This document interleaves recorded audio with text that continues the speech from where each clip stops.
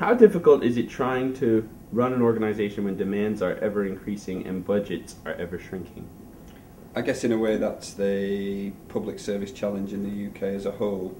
I'd actually put the challenge slightly differently. It's a challenge of having the responsibility on the one half for looking after the health of the organisation, so I'm everyone who works here as boss, whilst at the same time that not being my number one priority. Constitutionally I'm required to consider everyone in the borough, so there's a really tough message that staff are my second priority. My first priority is actually towards delivering improved services, so it means sometimes giving some tough messages that they might have a different employer, that we might be cutting budgets, and therefore getting the balance right between being supportive while simultaneously having to give those really tough messages. It is the job in a nutshell, and it's a tough one. How do you balance keeping the taxpayers and the people who use the services happy? My immediate response to that is that's what I think the political leadership job is. Balancing the needs of residents at large with the needs of more vulnerable groups or those who need services. But probably my contribution is to ensure that users have a greater say in particular services. So we've done a lot of work getting users involved in new organisations where there are specific needs to be met there. Happen to think that there'll be better decisions and better tailored services. And the other thing that I've got to do is to ensure that councillors have got the right sort of advice. So they have good, strong financial advice, they've got sound policy implementation advice, and that they're given a range of options to consider so that they're better able to balance those two needs. Okay. How do you think Barnet will change in the next 5 years? Will it be better or a worse place? I'm not sure I could say it better or worse. Different, it will definitely be. It's really easy to characterise Barnet as being the classic sleepy London suburb. Residents know that's never been the case. There's a significant churn in population. Families move into the borough for education and then move on. Even the long-term resident population were often once migrants, so there's a strong story of accepting diverse communities here and a strong history of it. What's happening at the moment is we are growing rapidly as London itself grows rapidly.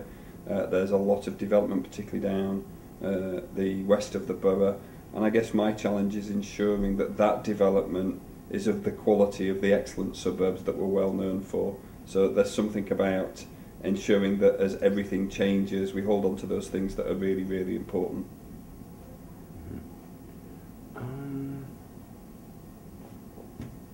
Sorry. What do you like most and least about your job? What I like most about the job is it's a fantastic opportunity to improve people's lives and get involved in really significant projects.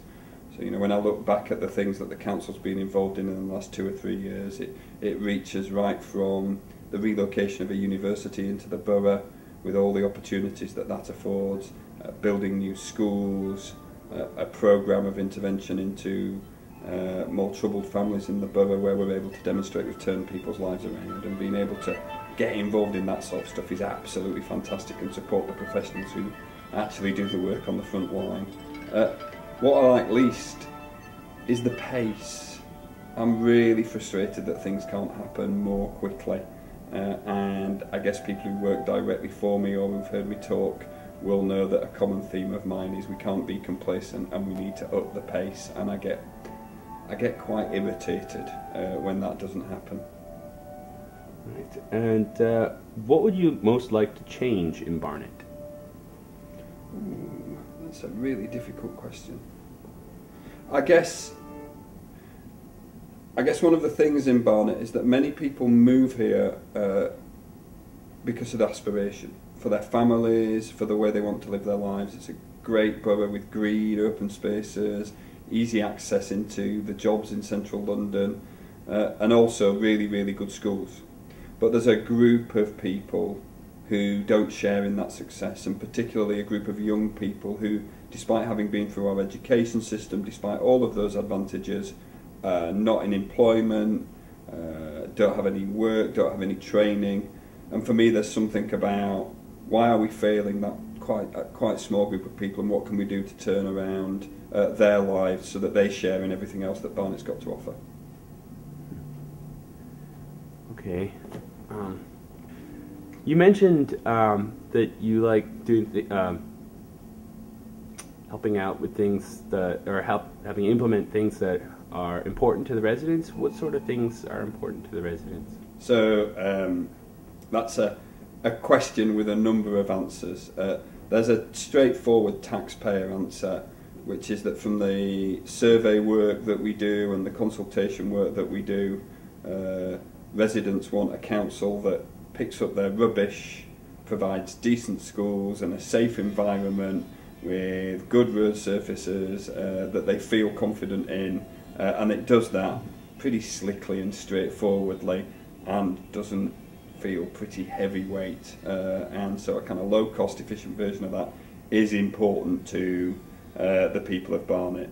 However, when you dig a little deeper beneath the surface, people are also concerned about specific vulnerable groups. They want education services that are not just good but safe, with social care for children that ensures that, you know, those that need support get it, and likewise a growing concern that our increasing elderly population is appropriately looked after. That's not to say we need to do it all, but they want some reassurance that that's going to happen. And I guess it returns to, you know, some of the other questions about balancing those two needs of the sort of big, generic, putting tarmac on roads versus the very specific personal services. Okay, well, is there anything else you'd like to add? Because I think that's about it. I guess I would say that local government's going through its most profound set of changes in a generation. The downturn in public finances means that all local authorities in the UK are having to really think hard about what's important to them. But that's not to say that it's all doom and gloom, and that with that scarcity there's the opportunity for quite a lot of innovation and challenge about the way we do things. Okay. Okay. All right, thanks.